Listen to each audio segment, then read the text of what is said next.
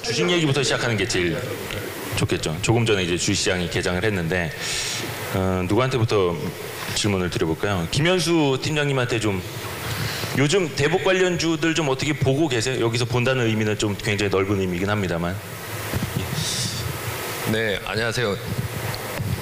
저는 이제 하이자산운용에서 2014년부터 하이코리아 통일 르네상스 펀드를 운용을 하고 있는데요.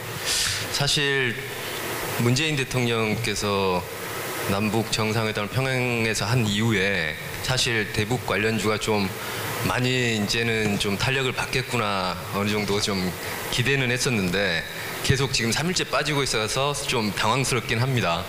그런데 사실 이렇게 빠질 때가 저는 엄청난 기회라고 생각을 하고 있고요. 저희가 2014년도에 통일 펀드를 출시할 때 그때 생각처럼 빠르게 오지는 않지만 점진적으로 계속 북한의 개방이 진행될 것이기 때문에 그때마다 관련주에 대한 스터디를 계속 해가면서 투자를 하면 장기적으로는 굉장히 좋은 성과를 낼 것으로 생각을 하고 있습니다. 직접 이제 펀드를 운영하고 계시는 입장 이야기를 들어봤고요. 제 옆에 계시는 하나금융투자 김상만 상무님한테도 여쭤볼게요. 요즘 사람들이 많이 궁금해하잖아요. 당연히 이제 뭐 단기적으로는 좀 변동성도 있습니다만 최근에는 아까 김현수 팀장님도 이야기를 해주셨던 것처럼 단기적인 이슈에 과거처럼 크게 반영이 된다라기보다는 이제는 좀 그 관련주들도 좀 변동성이 좀 완화된 측면도 있고 짧게 보면 어떤지 길게 보면 어떤지 좀 설명 부탁드릴게요. 예, 뭐 방금 김현수 팀장님 말씀하신 부분 전적으로 같이 공감을 하고요. 그때도 뭐 주식시장의 속성이라는 게 특히나 이제 대북 경협 관련주들도 어떻게 보면 올해 들어서 이제 주가가 많이 움직였던 종목들을 보면은요, 사실 뭐 바이오주 테마라든가 그런 그 테마성 그런 성격으로 사실 좀 움직였던 종목들이 좀 많았던 것 같고, 사실 제가 좀 장기적인 관점에서 뭐 대북 경협 사업이 현실화되고 그런 것들이 이제 기업들 실적에 반영되는 측면에서의 좀 장기적인 그런 대형주 측면은 사실 많이 반영이 안 되었던 것 같습니다. 그리고 또 김 팀장님 말씀하셨듯이 최근에 또 그 주가 움직임의 특징이 과거 이제 북미 회담할 당시에만 해도 상당히 좀 탄력적으로 그런 뉴스에 반응하는 모습을 좀 보였는데 이번 주 그 정상회담과 이제 관련해서는 그런 모습들이 조금 더 약해진 걸로 봐서는 이제 투자자들도 이거를 이제 단순히 어떤 그 테마성 단기적인 그런 거 접근하기보다는 좀 장기적인 관점에서 좀 접근하시는 게 아닌가라는 생각이 들어서 시장 어떤 안정성 그다음에 투자자 보호 측면에서는 좀 바람직한 측면이 있다고 보고 있고요. 저도 결국은 이거는 뭐 단기적인 측면과 장기적인 측면을 같이 봐야 한다고 생각을 하고 있습니다. 그러니까 물론 그 단기적인 측면에서는 저희가 이런 그 흐름을 탈 수 있는 그런 그 투자도 가능하다고 보고 있고, 조금 더 장기적인 관점에서 저희가 뭐 소위 말하는 배당주 가치주 측면에서 또 이렇게 접근할 수 있는 측면이 또 공존하고 있다 그렇게 생각하고 있습니다. 예. 그리고 옆에 계시는 신한금융투자 소현철 팀장님은 책을 갖고 나오셨네요. 직접 쓰신 책. 주로 거기에는 이제 뭐 정책이라든지 뭐 인프라 투자, 뭐 파이낸싱 이런 내용들 많이 담긴 걸로 알고 있는데, 우선은 좀 사람들이 궁금해하는 뭐 주식시장 관련된 이야기부터 좀 한 말씀 해주고 시작을 할까요? 예, 저는 사실 북한 관련된 거를 많은 분들이 여쭤볼 때 단기적인 종목은 말씀을 안 드립니다. 지금 현재 전혀 구체적인 게 없기 때문에. 다만 큰 그림으로 봤을 때 현재 저희 나라가 삼성이나 하이닉스 때문에 실질적으로 기업이익이 굉장히 좋다라고 보지만 그거 빼고 나면 대부분 역성장하는 기업들이 굉장히 많습니다. 근데 그 역성장하는 기업들이 대부분 북한과 관련된 기업들이 많죠. 예전에 우리나라가 경제개발할 때 보면 경부고속도로, 그 다음에 제철소, 그 다음에 발전소가 할 것 같듯이 그런 기업들이 밸류에이션이 굉장히 쌉니다. 그래서 저는 일단 장기적 관점에서 지금 현재 밸류에이션이 굉장히 싸고, 그렇지만 북미 관계가 뭐 비핵화가 상당히 진전됐을 때는 그런 기업들이 크게 움직인다 보고 있고요. 과거에 지금 안 좋았던 종목들이 후진타오 시대에 중국 경제 개발했을 때 포스코가 주가가 아마 그때 신고가를 간 적이 있습니다. 그래서 결국 그런 인프라 관련된 종목을 장기적으로 좋게 보고 있고요. 제가 보는 단기적인 관점에서는 유엔 제재와 상관이 없는 게 아마 의료 사업일 겁니다. 바이오 의료 쪽인데 공교롭게도 최근에 바이오 관련된 긍정적인 뉴스플로도 나왔기 때문에 저는 일단 장단기를 나눠서 말씀을 좀 드리고 있습니다. 또 직접 운영을 하고 계시는 라임 자산운용 원정준 대표님, 요즘엔 좀 관련주들 좀 어떻게 생각하고 계시는지 뷰 한번 좀 들어보고 시작하죠. 관련 주식들은 앞에서 말씀 많이 하셨고요. 실은 그 주식시장을 볼 때 이제 한국에 대해서 지정학적 리스크 때문에 디스카운트를 많이 받고 있지 않았냐. 그래서 이제 북한 이슈가 해결되면은 시장이 좀 되게 상승을 많이 할 수 있지 않을까, 그런 약간 일반적인 생각을 갖고 계신 분들도 좀 제법 있는 것 같은데, 실은 우리나라 한국의 CDS 프리미엄이라든지 다른 지표들을 보면은 사실 그런 지정학적 리스크가 원래부터 그렇게 크게 있지는 않았습니다. 다만 한국 시장이 계속적으로 좀 지지부진한 거는 이제 어떤 산업, 특정 산업, 아까 말씀하셨던 반도체 그쪽 위주로 성장을 많이 했었고, 그 다음에 다른 산업들은 성장을 보이지 않고 있고, 그 다음에 그마저도 반도체마저도 이제 내년부터는 꺾이기 시작할 수 있다, 이제 그런 얘기를 나오면서 이제 한국 경제 전체적인 성장 동력이 상당히 좀 많이 떨어지고 있습니다. 그러니까 작년에 코스피가 20% 올랐으니까 좋은 거 아니냐.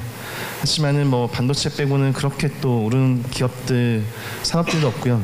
올해도 보면 역시나 좀 되게 턴어라운드 하는 기업들 몇 개 말고는 별로 그렇게 성장이 보일 수 있는 기업들이 없습니다. 그러니까 주식시장에 참여하는 사람들은 단순히 이 주식시장이 싸다고, 그러니까 한국의 코스피가 전 세계에서 두 번째로 싼 시장이니까 그렇기 때문에 매수를 할 거다, 이런 투자자는 거의 없고요.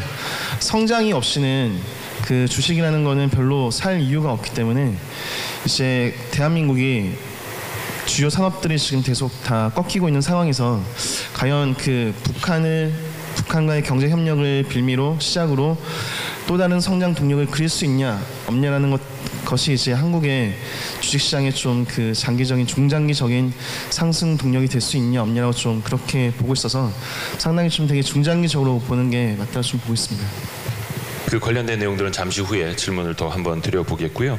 그리고 제 옆에 있는 우정사업본부 박세훈 사무관은 이제 대체 투자 쪽을 담당하고 계시잖아요. 그래서 자연스럽게 이제 대체 투자 쪽으로 이야기를 나눠가 볼게요. 사실은 이제 인프라 투자가 될 텐데, 5번에서는 현재 한 인프라 투자나 대체 투자 어느 정도 하고 있는지 좀 간략하게 말씀 좀 부탁드리겠고요. 이번에 남북 경협이 이제 본격화가 된다면 그 기회를 좀 어느 정도로 보고 있는지 큰 그림을 좀 말씀을 부탁드릴게요.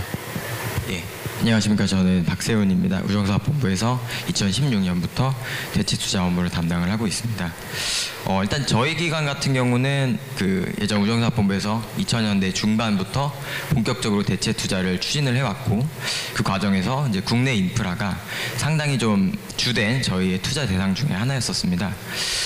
그런데 이제 저금리 상태가 장기화가 되고, 이제 따라서 투자 수익률도 많이 낮아지면서 오히려 많은 투자자들이 저희 기관뿐만 아니라 다른 기관들도 비슷하겠지만 해외 투자로 좀 많이 눈을 돌리게 되었습니다. 그래서 현재는 저희의 이제 국내에서의 인프라 투자 규모는 전체 대체 투자에서 약 10% 이하로 많이 줄어든 상황이었습니다. 그러한 상황에서 이제 새롭게 남북 경협을 통해서 이제 앞으로 인프라 사업에 대한 투자 기회를 좀 기대를 하게 된다면 아무래도 또 좀 더 대체 투자에 대해서 더 관심을 가질 수 있는 좋은 기회가 될 거라고 생각을 하고 있습니다. 약간 5번의 특성하고 조금 같이 생각을 하면서 투자 방향을 좀 생각해 볼 수 있는 지점이 있을까요? 예, 아무래도 다른 기관 투자들도 마찬가지겠지만 저희는 또 워낙 공적 기관이다 보니까 더욱더 좀 안전성에 더 중심을 둬서 투자를 운용하는 그런 이제 투자 스타일이 있습니다. 그런 점에서는 아무래도 좀 더 안정성이 높은 그런 투자 이제 구조가 더 나을 걸로 생각을 하는데, 저희 같은 경우는 이제 과거에 이제 병원이라든지 병영, 학교 시설 같은 이제 사회복지 시설 이런 쪽의 인프라, 또 이제 도로 그리고 교량 이런 교통 인프라, 그리고 이제 발전소와 같은 이제 전력 인프라 등에 투자를 했었는데, 아마도 이제 이런 부분들은 저희가 투자 사례가 있다 보니까 좀 더 투자하기가 용이할 걸로 생각은 하고 있습니다. 근데 어쨌든 과거 사례를 저희 이제 한국에서의 사례를 봤을 때는 이제 사회복지시설 이런 쪽들이 BTL 방식으로 이제 국가가 운영하고 거기에 대해서 이제 민자에서는 이제 대출을 이제 실행하는 그런 방식이 좀 안정성이 높은 방식이기 때문에 지금 남북 경협 관련해서 많이 오히려 주목은 안 되고 있지만 이번에 그 의제에도 나왔었던 유료 협력과 같이 사회복지 기반 시설과 관련된 인프라 투자에서도 나름의 좀 투자자들에게는 매력이 있을 걸로 생각을 하고요.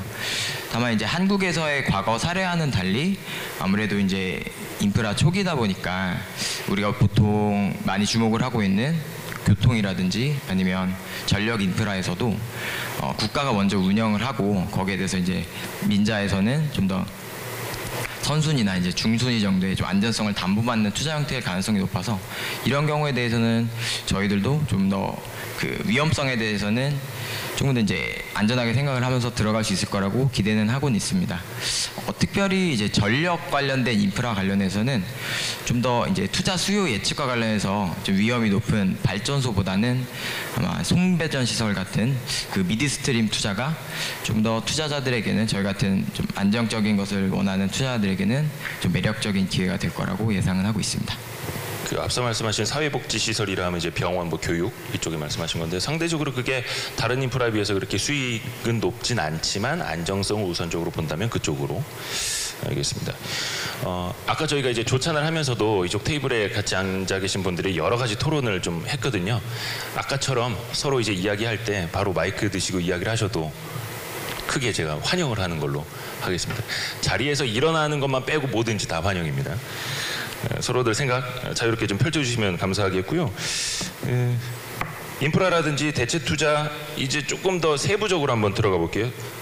소현철 팀장님께서 이제 책에 쓰신 내용을 좀 이야기를 많이 해주실 수 있는 분야일 것 같은데 실질적으로 북한 경협 우리가 실제 산업 투자를 이루게 된다면 뭐 스텝이라고 해야 될까요? 순서라고 해야 될까? 아니면 가장 유망한 지역이라고 봐야 될까요? 좀 설명을 좀 부탁드릴게요. 예, 뭐 다들 알다시피 지금 북한 개성공단을 제한 나머지 지역은 인프라가 낙후가 되어 있기 때문에 전력이라든지 이런 거 까는데 최소한 4, 5년은 걸립니다. 그럼 이미 저희가 경험을 했던 개성공단 가치가 가장 크다라고 보고 있고요. 과거 개성공단을 했을 때는 미국과 유럽연합이 역외가공무역지구를 인정 안 했기 때문에 개성공단의 제품은 대부분 한국에 판매되는 거로 한정됐기 때문에 사실 기업들이 특히 우리나라 대기업들이 들어가기는 실질적으로 불가능했습니다. 근데 북미 간의 관계가 개선이 되게 된다면은 결국 개성공단이 미국과 유럽에 수출될 수 있는 어떤 그런 가능성이 열리고 두 번째는 미국이 전략 그 설비 그에 대해서 북한에 질 수가 없습니다. 그래서 고도화된 생산 설비가 개성공단에 갈 수가 없었는데 그런 부분이 해결이 된다면은 개성공단 가치는 지금보다도 훨씬 커질 거라 보고 있습니다. 제가 참 재밌는 데이터를 하나 발견했는데요. 2010년만 해도 베트남 개성공단의 인건비가 베트남보다 좀 높았습니다. 근데 5.24 조치 이후에 그 개성공단의 신규 투자가 불어가 되면서 그때 시점으로 공교롭게도 한국의 많은 대기업들이 베트남을 갔습니다. 현재 베트남의 최저임금이 180달러고 2015년도에 개성공단이 문을 열 때 60달러 좀 넘었었습니다. 근데 최근에 많은 베트남에 진출했던 특히 섬유라든지 신발 업체들이 한계 상황에 많이 왔습니다. 인건비가 이미 과거보다 3배 이상 올라가다 보니까 이미 베트남 쪽에서 경쟁력을 상실한 기업들이 많이 나왔는데 이들 기업들이 지금 새로운 생산 기지를 이전하려고 하는데 북미 간의 관계가 개선이 될 경우에는 개성공단이 1차적으로 들어갈 수가 있겠고요. 개성공단이 초기 개발된 거는 100만 평밖에 안 되지만 2단계가 250만 평, 3단계가 450만 평에서 토탈 한 800만 평이 바로 개발될 수 있기 때문에 여기에 그 섬유 의복 기업들이 들어갈 수가 있겠고요.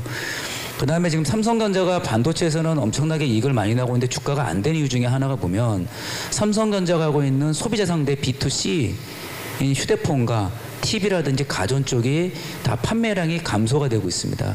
뭐 여러분 짐작하시겠지만 결국은 중국 업체의 경쟁에 있어서 우리나라 세트 IT 비즈니스가 이미 무너지고 있는 상황이라고 저는 보고 있기 때문에 삼성전자가 주가 안 되는 부분도 그런 부분이다라고 좀 보고 있고요. 결국은 뭐 파주 디스플레이 클러스터가 옆에 있기 때문에 개성공단이 충분히 그런 부분에 우리나라 IT 기업의 일부, 특히 삼성이나 LG가 신흥국가에 판매하고 있는 가전이라든지 휴대폰 같은 경우가 일부 북한에서 생산될 경우에는 상당히 경쟁력이 있을 수 있겠다라고 보고 있기 때문에 일단 개성공단 진출하는 게 우선이다라고 보고 있고요. 그리고 저한테 많은 분들이 그런 얘기를 합니다. 이번에 만약에 북미 간의 관계가 개선될 경우에는 중국이 훨씬 유리한 거 아니냐라고 하는데 저는 그렇진 않다라고 보고 있고요. 2002년도에 개성공단 북한의 지구법 하고 신의주 행정구역을 만들었을 때 신의주 행정구역의 특별행정관인 양빈이 중국 정부가 바로 구속을 시켰습니다. 뭐 이유는 뭐 여러 개 따져봐야겠지만 결국 북한 입장에서는 남한 기업한테 오히려 페이버를 주면 좋지 불리하진 않을 거로 보고 있기 때문에 그 부분에 대한 거는 우려하실 필요가 별로 없다라고 보고 있습니다. 우리 기업들이 이제 직접 진출을 해서 실제 개발 사업을 진행하는 데 있어서요.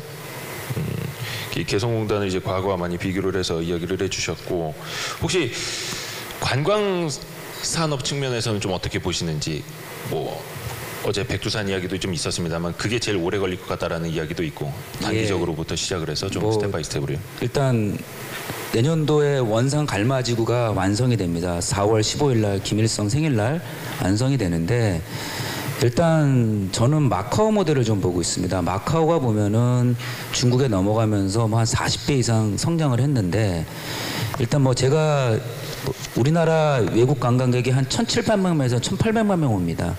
북한에 만약 금강산 원산 지구에 한 300만에서 400만 정도 들어간다면 대략 북한이 취할 수 있는 외화 자금이 20억 달러가 넘습니다. 그렇게 되면 북한이 또 대략 수출하는 금액의 뭐 상당 부분을 이미 관광 수요를 받을 수 있고요. 이 카지노 단지가 이제 뭐 항상 제가 계속 미국과의 관계 개선인데 지금 2007년도 이후에 과거 북한 경제의 큰 축이었던 일본과 지금 전혀 무역이라든지 이런 게 안 이루어지고 있는데 이 부분에 그 일본 관광객이 원산에 갈 경우에는 상당한 큰 효과를 볼 수 있겠다고 보고 있기 때문에 충분히 원산 금강산 관광지구는 가치가 높다라고 보고 있고요. 2008년도 5월달에 그 금강산에 에머슨 퍼시픽이 골프장에 들어갔습니다. 뭐 거기도 상당히 최근에 거기서 북한에서 뭐 국제 골프 대회가 열렸다고 하는데 뭐 거기에 이제 금강산 가게 되면 카지노도 할 수 있고 골프도 할 수 있고 관광도 할 수 있고요. 뭐 남한까지 연결되면 큰 그림 그려줄 수 있겠죠. 거기에 뭐 어제 대통령께서 백두산까지 갔는데 백두산까지 연결이 된다면 제가 봤을 때는 김포공항에서 지금 원산 공항에 가서 원산에서 또 한번 카지노 한번 하시고 여행 한번 하시고 금강산까지 가게 된다면 이 플로는 상당히 좋은 것 같고요. 뭐 저는 그런 부분에서 이 관광 산업이 북한이 결국은 개성공단과 금강산 관광 그다음에 백두산 이 부분이 가장 빨리 실현될 수 있겠다라고 좀 보고 있습니다. 예, 뭐 관광 관련해서 한 말씀 좀 말씀드리면 하나금융투자 김상만 상무님. 예.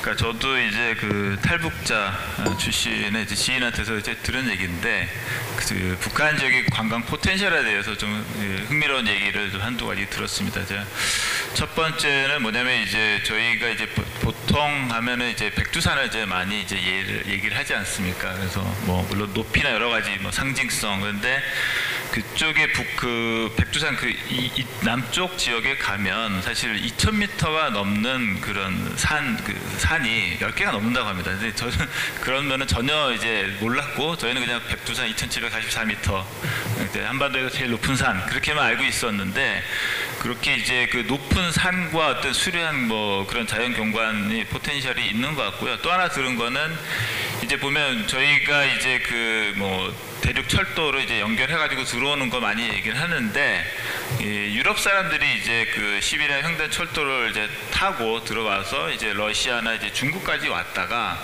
사실은 거기서 사실 이제 한국으로 이제 넘어올 수 있는데 거기서는 이제 그 비행기를 타고 이제 들어와야 되거든요.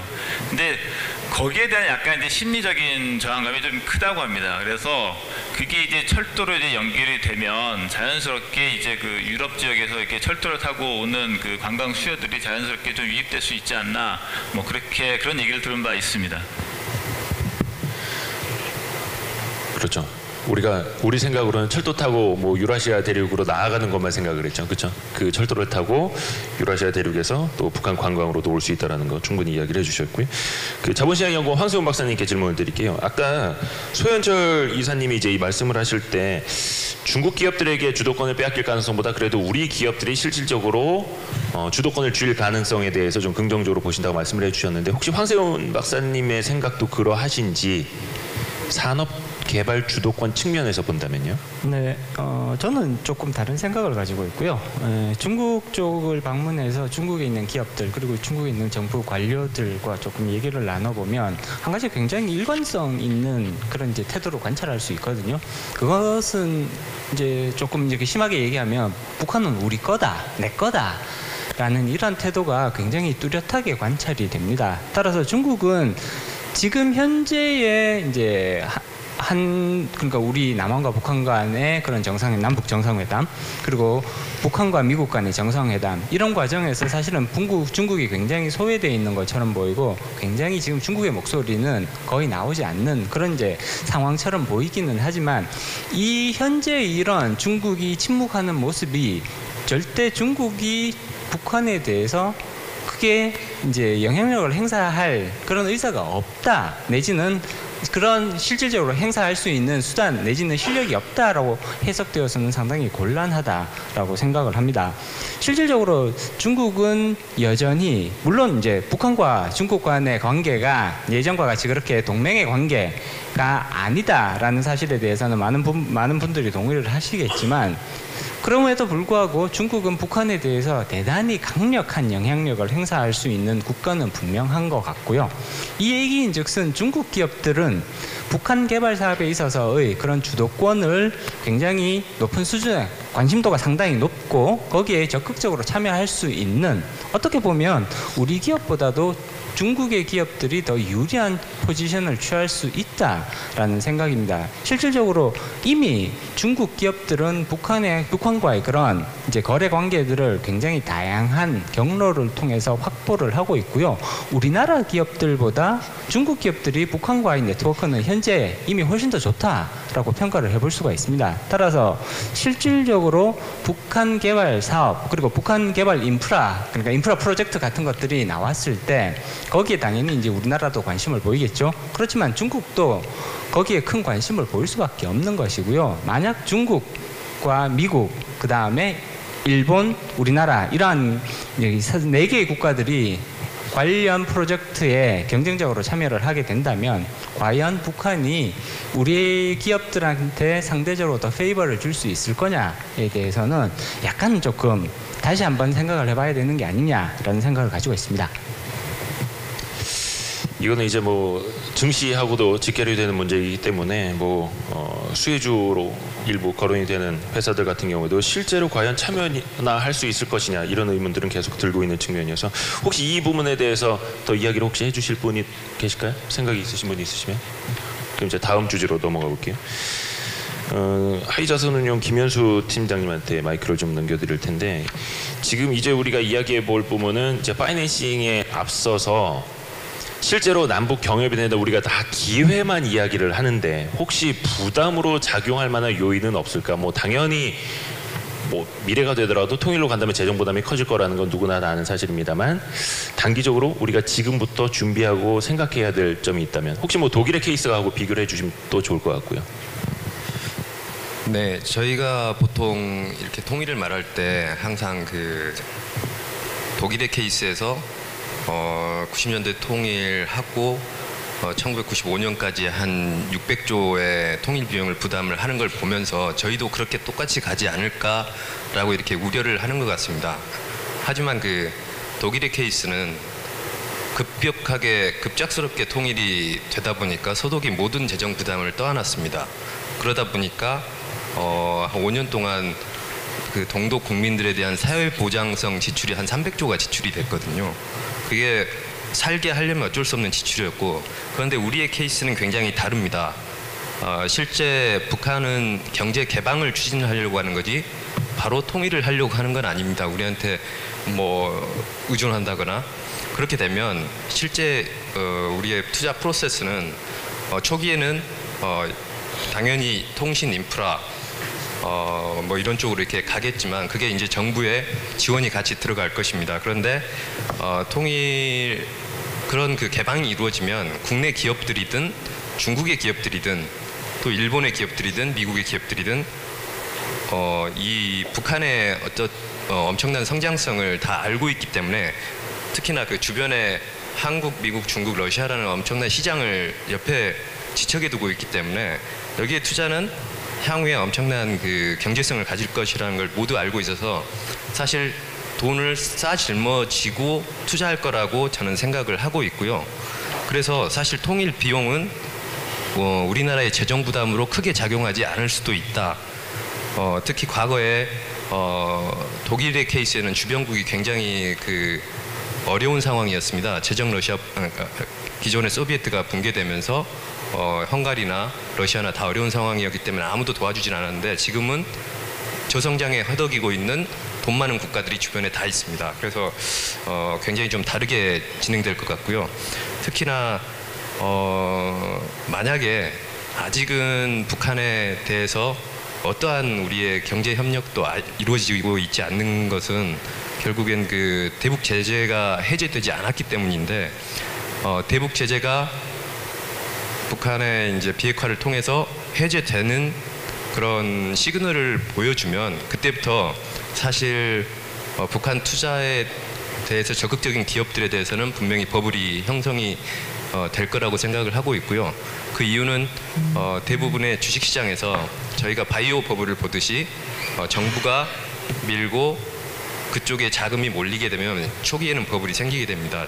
저희도 지금은 정부가 어떠한 그 지원책을 제재 때문에 내놓지 못하고 있지만 어떠한 그 금융 지원이라든가 기업에 대해서 페이버를 준다거나 법인세에서 이런 부분이 취해지게 되면 그 성장성이 미리 주가에 반영이 되기 때문에 초기 버블을 형성할 거라고 생각을 하고 있고요. 그래서 사실은 어제 뉴스를 보면서 지금이 가장 대북 관련주를 사야 할 적기가 아닌가 좀 그렇게 생각을 하고 있습니다. 나중에 분명히 정책적인 페이버를 얻게 될 것이다라는 기대감을 바탕에 깔고 네, 맞습니다. 하는 거고. 이게 북한 근데 투자는 기업 입장에서 굉장히 좀 하이 리스크, 하이 리턴이 되지 않을까요? 네, 맞습니다. 과거에는 그렇게 됐었는데요. 예. 왜냐하면 항상 그 중단 이슈가 있을 수가 있고 모든 걸 다 잃을 수 있는 리스크가 있기 때문에 그런데 그래서 이번에는 다르다는 게 보여줘야 되는 겁니다. 북한에서든 국내 정부에서든 그렇기 위해서는 미국과 국교가 정상화되는 그런 과정을 보여주기만 해도 사실 이제 북한의 투자가 리스크가 어떤 이런 정치적 리스크가 많이 감소했구나 이런 부분이 보여주면 주식 투자자 입장에서는 과거에는 하이 리스크 하이 리턴 그래서 단기적으로 이슈가 불었다가 그 이슈가 꺼지면 다시 급락하는 그런 과정이 아니라 지금은 지속적으로 안정적으로 갈 수 있기 때문에 과거에 생각했던 리스크보다는 굉장히 리턴이 커질 수 있는 그런 상황에 직면할 수도 있다. 왜냐하면 사실 보이는 수익은 굉장히 커질 수 있는 게 보이는데 예를 들어서 뭐 하나의 예를 들면 과거에는 국내 음식료 기업 중에 예를 들어 농심 같은 경우에가 가동률이 지금 70%인데요. 그래서 수익성이 나오지 않고 있는데 북한이 열리면 가동률이 바로 올라갈 수 있는 그런 예상을 투자자 입장에서는 해볼 수 있습니다. 그러면 주가는 사실은 더블이 나야 되거든요. 근데 리스크 때문에 안 하고 있습니다. 그러니까 이런 부분에서 근데 이런 그 대북 제재가 해제되고 예를 들어 미국의 공관이 평양에 설치되고 이런 모습을 보게 되면 더 이상 그런 리스크가 없다라고 판단이 되면 그때는 버블이 바로 나올 수 있다는 거죠. 버블이라기보다는 바로 미래의 10년치를 바로 주가에 반영되는 기간이 올 수 있다라고 그렇게 생각을 하고 있는 겁니다.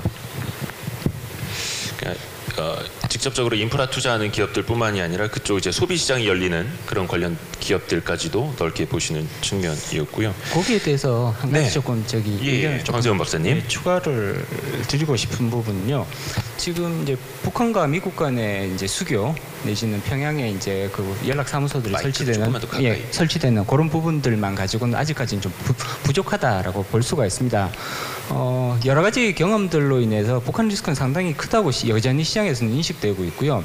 사실 투자자들이 내지는 기업들이 적극적으로 들어가기 위해서는 사실은 하나의 성공 케이스 정도는 만들어져야 비로소 보물처럼 투자자 그리고 기업들이 들어갈 수 있다고 보는 거거든요. 따라서 첫 번째 성공 케이스를 만들어내는 것이 굉장히 중요한데 이것을 기업들이나 투자자들에게 맡겨놓아서는 상당히 오랜 기간이 생각보다 오랜 기간이 걸릴 수 있습니다. 따라서 여기에 있어서는 정부의 역할이 굉장히 중요하다라고 볼 수가 있는 거고요.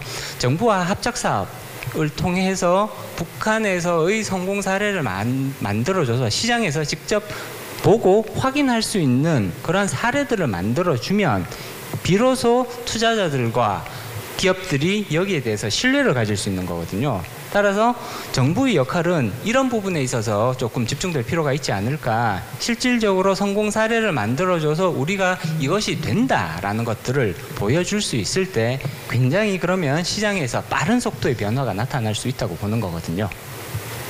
예를 들면 이제 어떤 모델이 될 수 있을까요? 일단은 지금 결국은 리스크에 관련된 부분인 거거든요. 북한 네. 투자는 북한 사업은 굉장히 큰 리스크를 가지고 있다라는 부분은 누구나 다 알고 계실 겁니다. 따라서 민간 투자자 혹은 민간 기업이 이런 특히나 초기에 있어서의 리스크를 전적으로 흡수할 수 있는 투자자 혹은 민간 기업이 존재한다고 보기에는 아직까지는 시기상조인 것 같고요. 그러면 그 리스크를 누가 흡수할 수밖에 없느냐? 결국은 정부가 흡수할 수밖에 없지 않겠느냐? 정부가 흡수함으로써 물론 여기에는 이제 민관 합작 사업의 모델이 충분히 들어갈 여지는 있다고 봅니다.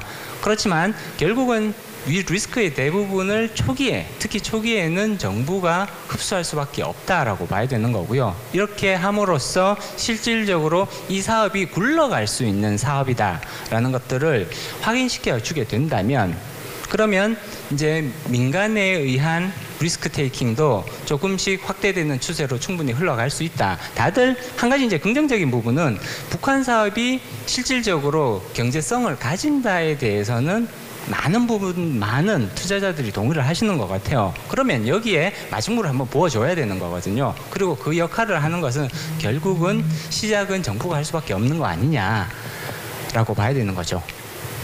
정치 군사적인 안전판뿐만 아니라 약간 좀 파이낸싱이라든지 실질적인 경영 측면에서도 정부가 먼저 좀 물꼬를 터주어야 한다라는 측면으로 이해를 하겠습니다. 김상만 상무님한테 질문을 좀 드려볼까요? IB 쪽에서도 이제 향후에 해야 하는 게 만약에 우리가 실질적으로 북한에 관련 사업을 진행하게 된다면 그 파이낸싱을 해주는 역할도 사실은 국내 IB들에서 이제 해야 하는 거잖아요. 그쪽으로도 이제 스터디를 많이 하고 계시는 걸로 알고 있고 민간 자금이 실제 북한 투자로 들어갈 수 있는 방법? 현실적인 게 좀 뭐가 있을까요? 뭐 현실적인 거는 방금 황 위원님이 말씀하셨듯이 어느 정도 이쪽 사업에 대한 공적 영역이 어쨌든 그 신용 보강이 될 걸로 좀 보고 있고요. 근데 그 시기나 그런 거는 사실은 만약에 북한이 좀 개방으로 나온다고 했을 때 초기보다는 조금 시간은 걸릴 것 같습니다. 그래서 초기에는 이제 공적인 개발성 원조 자금이나 차관 같은 형식으로 어느 정도 초기 사업을 충당할 수 있을 걸로 보고 거기서 좀 사업이 확대가 되면 이제 아무래도 재원 자체에 좀 문제가 될 수 있으니까 이제 민간 자금이 들어갈 수 있는데요. 사실 구조는 저는 좀 심플하게 그러니까 지금 여러 가지 그 모델에 대해서 그 이제 프로젝트 파이낸싱 모델에 대해서 여러 좀 얘기들이 많이 있는데 구조는 저는 심플하게 접근하면 된다고 보고 있습니다. 예를 들어서 국내 이제 부동산 PF 예를 들자면은요, 이제 그런 토지 그러니까 부동산 사업하는 이제 용지를 이제 담보로 해가지고서는 이제 주로 이제 제2금융권에서 이제 그 시행사가 자금을 빌렸다가 인허가가 나면 이제 그 제1은행으로 이제 그게 자금이 넘어가고 초기에 이제 그 토지 담보가 있지만 사실은 그 시공사에 사실은 그 신용을 사실은 보고 그걸 보고 사실은 투자자는 투자를 하는 거거든요. 그러면 결국 이쪽이 있어가지고 지금 북한 사업이라고 했을 때 예를 들어서 북한의 인프라에 대한 뭐 항만 개발 투자를 한다고 했을 때 결국 토지나 그런 부분들을 이제 사용권이나 토지를 제공하는 주체는 이제 북한이 될 거고 그거에 대해서 신용 보강하는 주체는 이제 아마 남한 정부나 남한의 이제 공적 영역이 될 것 같습니다. 근데 사실 근데 민간이 만약에 거기서 이제 그런 이제 물론 이제 이렇게 그러니까 수익성과 안정성 간의 되게 트레이드 오프 관계를 생각을 해야 되는데요. 만약에 이제 신용 보강이 강하게 들어간다고 하면은 사실은 민간에서 자금을 대더라도 사실은 높은 그러니까 수익을 기대할 수는 없는 거고요. 사실 그 부분은 이제 필요에 따라 정책적 목적에 따라서 그러니까 적절한 위험량과 수익을 맞춰줄 수 있는 뭐 그런 스킴을 짜 나가면 된다라고 생각을 하고 있습니다. 아까 저희가 이쪽 테이블에서 조찬을 하면서 제가 아주 재밌는 얘기를 들었는데 북한 국채가 있었다는 사실을 저는 처음 들어가지고 아까 이 얘기를 누가 먼저 오늘 띄워주셨었죠? 황 박사님이었나? 누구였죠? 뭐 좀 이거 이야기해 주실 부분이 있을까요? 북한 국채? 이거는 사실 우리의 파이낸싱이라보다는 거기가 먼저 뭐라 해야 되나요? 좀 외부 투자를 일으킬 수 있는 뭐? 그러면은 이제 외부에서 투자를 할 때도 부담을 좀 같이 상쇄시킬 수 있는 역할이 되지 않을까? 이거는 뭐 한 20-30년 후 얘기일까요? 실제로 북한 국채가 거래된 적이 있었던 걸로 알고 있는데 네. 사실 이제 뭐 시장이 여기에 대해서 그렇게 관심을 가지고 있을 것 같지는 않습니다. 뭐 한 4-5년 정도 됐었나요? 네. 그 북한 국채가 거의 90% 이상의 할인으로 돼서 해외에서 이제 거래가 된 적이 있었던 걸로 알고 있는데 그래서 그때 이제 농담 삼아 저거 사서 한 10년 내지는 20년 묻어 놓으면 나중에 한 10배 날 수도 있다. 이제 그런 말씀들을 하셨던 그리고 시장에 계시는 분들은 많이들 알고 계시는 내용들인 것 같기는 하거든요. 근데 아직까지 북한 정부의 신용도가 이제 국제사회의 신뢰를 받을 수 있는 수준은 아니기 때문에 예를 들어서 북한 정부가 이제 국채를 발행을 해서 발행된 자금을 바탕으로 해서 그 이제 북한 관련 인프라 개발 사업이라든지 다양한 이제 그런 개발 사업을 진행을 하려고 한다면 사실은 거기에는 뚜렷한 한계가 있을 수밖에 없는 거고요. 거기에는 만약 이런 것들이 이제 성공적으로 진행되기 위해서는 결국은 거기에 신용 보강이 들어가야 되는 거겠죠. 신용 보강을 할 수 있는 주체가 누굴 거냐라고 생각을 해보면 결국은 우리 정부일 가능성이 상당히 높지 않겠느냐라고 예상해 볼 수가 있는 거고요. 그럴 바에는 차라리 예를 들어서 이제 뭐 우리 국내에서 뭐 북한 투자공사라든지 혹은 북한 개발은행 같은 것들을 별도로 만들어서 이쪽에서 이제 채권을 발행을 해서 자금을 조달해서 사용하는 뭐 이런 방식으로 가져가는 것이 오히려 더 그 합리적인 방향성이 아닐까라는 생각입니다. 저도 아주 재미난 이야기를 들은 거여서 한번 질문을 드려봤고요. 이게 생각만 해도 조금 설레는 것 같아요. 북한 국채 3년물, 그죠? 뭐 신의주 PF, 나진 PF 뭐 이런 거 생각해 보면 뭐 하루빨리 이제 북한이 자체 크레딧을 갖게 된다면 그것도 아주 좋은 일이 될 것 같고요. 원종준 대표님도 아까 그 북한 채권에 대해서 조금 이야기를 좀 알고 계시더라고요. 네, 실제 그 미국의 북한 채권 펀드가 좀 있는 걸로 알고 있고, 근데 북한이랑 이제 미국이 대화를 시작하면서 그 채권들의 가격, 기준가가 이제 펀드 수익률이 올라오지 않을까 많이 기대를 한 적도 있긴 한데 아직까지 그런 움직임은 보이고 있지는 않습니다. 또 역시 아까 언급하셨다시피 이제 채권이라는 건 나중에 결국 원리금을 갚을 수 있어야 하는데 그에 대한 신뢰를 쌓기에는 상당한 기간이 좀 필요해 보이기 때문에 그렇고요.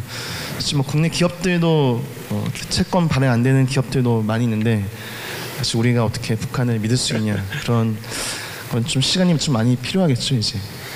아무튼 그 백두산 관광이 먼저 이루어지는지 북한 국채가 먼저 찍히는지 한번 재미있게 지켜보면 될 것 같습니다. 원종준 대표님 같은 경우에는 실제로 예를 들어서 뭐 북한의 어떤 뭐 PF라든지 민간 투자 영역이 열린다면 많은 투자를 좀 해보고 싶으신지 그걸 또 많은 고객들에게 권하고 싶으신지 생각해 보신 게 있다면요. 실제 저희가 뭐 주식형으로도 이제 통일 펀드가 있긴 하지만은 저희가 작년, 재작년부터 대체 쪽 투자를 많이 늘리고 있습니다.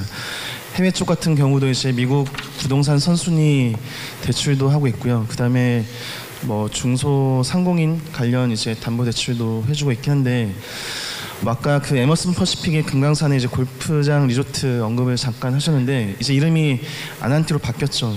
실제 이제 부산도 있고 가평에도 있고 남해도 있고 한데, 사실 아난티 대표님이랑 저랑 좀 되게 친한 사이입니다. 이제 가끔씩 뵙기도 하고, 며칠 전에도 이제 아니 대표님께서 북한 방북하셔야 되는 거 아닌지 이제 여쭤보긴 했었는데, 그 얼마 전까지만 하더라도 그 금강산 그 아난티 리조트를 다시 개발해야 되냐 마냐라는 그런 고민도 상당히 많이 하셨다고 하더라고요. 왜냐하면은 개성공단도 그랬지만은 언제 어떻게 또 한번 셧다운이 돼버리면은 수백억이 들어가서 개발했던 그 아난티 북한의 금강산의 리조트랑 골프장이 지금 되게 흐지부지 됐는데, 다시 정상적으로 살리려면은 또 거의 초반에 설립된 비용만큼이 필요하다고 하더라고요. 이제. 근데 결국엔 이제 자금의 유출입, 그 다음에 회수 이런 것들이 잘 될 수 있도록 해야 되는데, 이제 국내 기업들이 진출할 때 이제 저희 같은 이제 운용사들이 약간의 론 형태로, 그 은행이 요새는 론을 못 하더라도 운용사들이 뭐 PF에 LP로 들어간다든지, 근데 사모펀드들이 있다 보니까 이제 사모펀드가 그 LP 역할을 충분히 할 수 있는 거죠. 그래서 에쿼티는 정부에서 이제 좀 깔아준다면은 그 위에 트렌치들은 이제 운용사 쪽에서 론 형태로, 안정적인 론 형태로 들어갈 수 있다면은 이제 그런 게 있죠.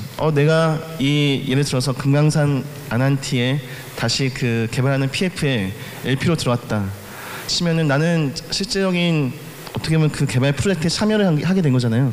그러면 그 참여한 그 사람들은 오히려 더 그런 그 북한의 관광 사이트라든지 그런 쪽 훨씬 더 애정을 갖고 또 방문할 수 있고요. 되게 선순환도 가져올 수 있다고 좀 보고 있습니다. 그래서 저희 같은 경우는 물론 실제 주식 투자도 뭐 할 수 있긴 하겠지만은, 그런 약간 인프라 쪽에 관련된 쪽에 좀 더 관심을 많이 갖고 있고, 당연한 얘기지만은 그에 투자할 수 있으려면은 그 미국과 북한과의 그런 관계가 훨씬 더 좀 신뢰를 갖고 있어야 된다고 좀 보고 있습니다. 그러니까 가까이는 뭐 개성공단, 또 이제 관광, 또 멀리는 뭐 철도라든지 항만 인프라까지도 관심은 다 전반적으로 갖고 계시는 거고요. 알겠습니다. 혹시 이 부분에 대해서도 어떤 좀 북한 직접 투자에 대한, 아니면 간접 투자에 대한 메리트를 조금 이야기해 주실 분은 있으실까요? 혹시 소현철 팀장님께서 설명을 좀 해주실 수 있다면요. 예, 저는 그냥 예를 하나 들겠습니다. 뭐 금액은 따져봐야겠지만 서울에서 신의주까지 고속철도가 남한 기준으로 아까 송 위원님께서 지하철이 1,400억이라고 했으니까 뭐 반도 안 들겠죠. 한번 제가 볼 때 한 24~5조 정도 남한 기준으로 나오지 않을까요? 뭐 좀 따져봐야겠지만, 남한 기준이라는 거는 남한 같은 경우는 땅을 수용을 해야 되고, 남한의 인건비도 지금 올라갔기 때문에 대략 북한의 15배 이상의 인건비가 들어갈 겁니다. 근데 이제 북한 같은 경우는 일단 북한의 군대가 120만 정도인데 상당수 많은 뭐 60~70% 이상이 건설도 좀 하고 있는 거로 제가 알고 있습니다. 그러면은 남한의 한 40% 수준도 안 되는 투자 금액으로 들어갈 수 있다라고 보고 있고요. 그렇게 됐을 때 사실은 다양하게 소싱할 수 있는 부분이 저는 여러 개가 있다고 봅니다. 다만 초기에는 정부가 그거를 지급 보증을 어느 정도는 해주는 조건이라고 보고 있고요. 그렇게 됐을 경우에 뭐 우리가 봤던 뭐 지금 제가 9호선 지하철 타고 왔지만 맥쿼리 인프라 펀드랑 비슷하지 않을까라고 보고 있습니다. 그래서 뭐 리스크는 저는 딱 그겁니다. 미국과 북한이 수교를 해야 됩니다. 베트남 사례를 보면 정확히 나오거든요. 베트남이 경제가 확 좋아진 게 95년도 미국과 베트남이 수교를 한 다음에 2006년도에 항구적인 정상고역관계 맺고 2007년도에 WTO에 가입이 됐습니다. 딱 가입되니까 ODA라는 공적 자금이 많이 들어갔습니다. 일본의 예를 들면요. 일본이 베트남에 만약에 전력사업, 일본 같은 경우 남한과 달리 남한은 기업들이 갔지만 일본은 주로 SOC 쪽으로 베트남 진출을 많이 했습니다. 그러면 일본이 막 100억 달러를 예를 들면 공적 ODA를 그 베트남에 주면 거기에서 건설하고 할 수 있는 모든 조건을 다 일본 기업으로 걸어버립니다. 그렇게 해가지고 일본 정부는 일본 정부를 합세를 해서 베트남에 인프라 쪽에 진출을 많이 했죠. 남한 같은 경우는 아까 말씀 기업으로 갔죠. 그러니까 제 생각에는 이 미국과 북한이 수계갑이 된다면 저는 굉장히 빨리 갈 수밖에 없다. 결국 그런 부분에 아까 뭐 제가 예를 든 게 뭐 저도 뭐 복잡한 것보단 그 예가 제일 쉬운데 생각보다 들어간 돈도 적고 그다음에 뭐 제가 가장 중요한 건 뭐냐면 결국 우리나라에 돈 많은 분들이 가장 고민하는 부분이 상속세라든지 이런 세금 관련된 걸 겁니다. 아마 북한 펀드, 인프라 펀드에 만약에 그런 어떤 베네핏을 준다면 제가 봤을 때는 강남에 집 사는 것보다 북한의 인프라 펀드 하는 것도 매력적일 수 있다. 그거는 뭐 정부가 어떻게 코디하는 것에 따라 다른데 그런 전향적인 방법도 있기 때문에 우리가 기존에 갖고 있던 생각이 아니라 좀 더 창조적인 생각을 하게 되면 길은 많이 있고 저는 뭐 미국과 북한이 수겨 맞으면 우리 생각 이상으로 굉장히 속도가 빠를 거다라고 좀 보고 있습니다.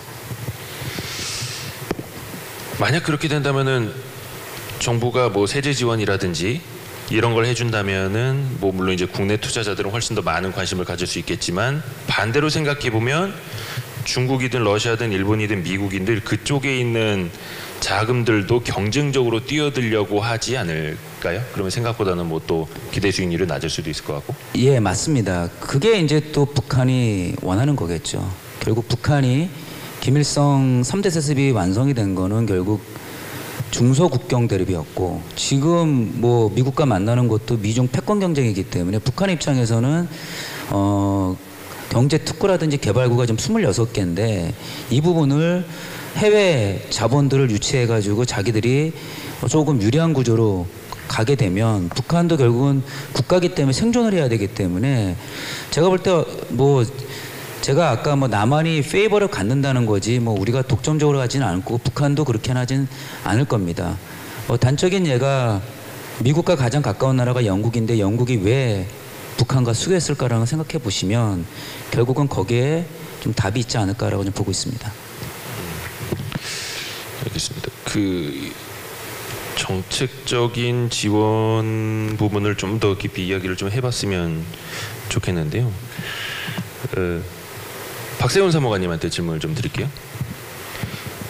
우선은 어느 기관보다도 이제 안정성을 추구를 해야 하기 때문에 제도적인 뒷받침, 뭐 물론 이제 뭐 투자자들 마중물을 좀 끌어오는 데 있어서 세제 지원 이런 것보다도 약간 좀 안정성을 담보해야 된다라거나 지금 김상만 그 상무님도 조금 전에 그 신용 보강을 좀 이야기를 해주셨습니다만 정책적 제도적인 뒷받침, 보완, 뭐 필요성과 방법 생각해 보신 게 있다면요? 예, 일단은 뭐 저희 기관에서 이제 느끼고 있는 거를 말씀을 드리면 뭐 다른 꼭 북한이 아니더라도 개도국에 대한 투자는 뭐 그걸 둘러싼 여러 환경들은 아예 차치를 하고서라도 투자 수익적 관점에서만 볼 때도 위험성이 좀 높은 사업입니다. 사실 북한 같은 경우는 이제 다른 뭐 공산주의 국가를 이제 떠올려 봤을 때는 그 국가가 토지를 소유하고 있기 때문에 그 토지 수용비 같은 것이 좀 발생을 안 해서 사실 비용 측면에서는 크게 이제 문제는 아니겠지만 결국 더 중요한 게 그 인프라를 사용하는 그 수요가 처음 사업에서 예상하는 것과 이제 동일하게 나올 수 있을 것이냐 이런 부분에서는 뭐 아무도 담보를 할 수는 없는 거거든요. 그래서 그런 차원에서는 앞에 많은 분들께서 좀 패널분들께서 말씀을 주셨지만 정부의 어느 정도의 제도적 지원이 필요할 거라고 생각을 합니다. 뭐 예전 한국에서도 그 민자 사업을 처음 추진할 때는 채소 수입 보장과 같은 그 완화 장치가 있었어야만 자금 조달이 원활히 됐던 거를 생각을 해보면 뭐 하물며 북한에서의 투자는 더욱더 그런 것들이 특히 초기 단계에서는 필요할 거라고 생각을 하고요. 꼭 과거와 같은 이제 형태여야 된다는 거는 아니지만 뭐 과거 사례를 봤을 때는 뭐 BTO 방식보다는 BTL 방식처럼 이제 국가가 운영하고 그에 대해서 어쨌든 민간 자금은 이제 대출 방식으로 좀 안전하게 투자하는 방식도 있을 수 있고 또 하나는 예전에 있었던 것처럼 이제 MRG 최소 수입 보장과 같은 장치를 마련을 하든지 아니면 전력 인프라 관련해서는 뭐 고정된 전력 가격과 전력량의 그 매입을 좀 보장을 하는 PPA 같은 계약들 이런 것들이 가능할 거라고 생각을 합니다. 그리고 다른 뭐 개도국에서 늘 그래 왔었듯이 뭐 다자간 개발은행과 같은 좀 정부 주도의 자금이 보증보험을 제공을 하든지 아니면 최후순위에 좀 일부 출자를 하는 게 의미가 있을 거라고 생각을 합니다. 근데 다만 이런 부분들은 아무래도 그 정부나 그 납세자들의 그 유사시에 정부 납세자들의 부담을 좀 담보로 하는 거기 때문에 저는 이제 좀 생각을 바꿔서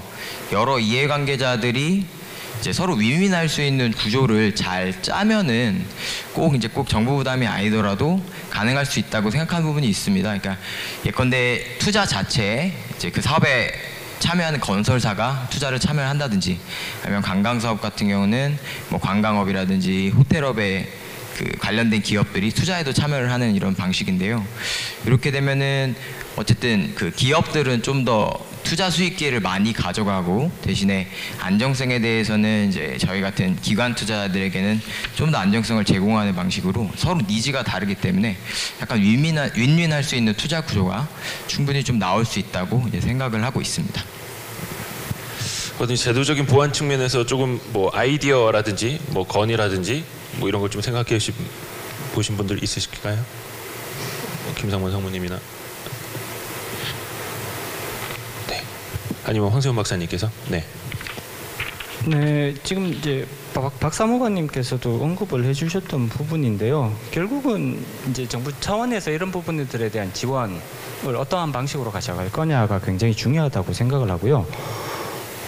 앞서 잠깐 언급을 했습니다만 이제 우리가 이런 것들을 조금 시스템화 시킬 필요성이 있지 않을까라고 봤을 때 그렇다면 북한투자공사라든지 혹은 북한개발은행 같은 것들을 우리가 지금 현실적으로 좀 생각해 볼 필요성은 있지 않느냐라는 쪽입니다. 물론 이제 이미 우리가 이제 공적 정책금융기관들이 존재를 하는 것은 사실입니다만 별도의 정책금융기관의 설립을 통해서 이러한 부분들을 조금 시스템적으로 지원할 수 있는 방향성을 조금 가져가는 것이 오히려 더 필요한 부분일 수 있다라는 생각입니다. 북한개발은행 뭐 이런 식으로 이것도 설레는 이름이긴 하네요. 뭐 북한투자공사 뭐 이런 이름이 될 수도 있을 거고 그러면 거기에다가 뭐 어떤 뭐 레버리지를 일으켜준다라든지 또 저는 궁금한 건 그거더라고요. 그러면 과연 그거는 통화를 원화로 해야 되는지 달러로 해야 되는지 뭐 북한 통화를 써야 되는 건지 약간 좀 아이디어란 측면에서 이야기를 해주신다면 현실적으로 뭐 우리의 입장만을 반영을 한다면 북한 개발 사업의 원화가 사용될 수 있다면 뭐 우리 입장에서는 가장 좋은 겁니다. 근데 그럴 수 있을까? 과연 그럼 북한에서 우리 원화를 결제 통화로서 인정해 줄 수 있느냐라는 부분. 물론 이제 그 남북 정상 간에 이러한 합의가 이루어진다면 그러면 이제 충분히 가능성이 없는 것까지는 아닙니다만 현실적으로 봤을 때 그런 이제 기체의 단위가 원화가 될 수 있을 거냐 여기 부분에 대해서는 아직까지는 조금 이제 퀘스천 마크를 달아야 되는 것 같고요. 만약에 북한과 미국 간의 이제 정식적인 수교가 이루어진다면 이제 뭐 국제 결제 자금이 여전히 달러 중심인 거잖아요. 그러면 북한에 있어서도 이러한 스탠다드가 적용될 가능성은 내지는 이런 스탠다드가 받아들여질 가능성은 대단히 높지 않을까라는 생각인 거고요. 그렇다면 결국은 기체는 그 달러 표시로 이루어질 가능성이 상당히 높지 않을까라는 생각입니다. 제4회 머니투데이 방송 자본시장 포럼 여기서 그럼 마무리를 하도록 하겠습니다. 2부 패널 토론 새로운 한반도 자본시장 투자지표 새로운 투자 지원과 대응 전략에 대해서 이야기를 나눠봤고요. 자본시장연구원 황세훈 박사님, 하나금융투자 김상만 상무님, 신한금융투자 소현철 이사님, 하이자산운용 김현수 팀장님, 라임자산운용 원종준 대표님, 우정사업본부 박세훈 사무관님 6분께 다시 한번 뜨거운 박수 부탁드립니다.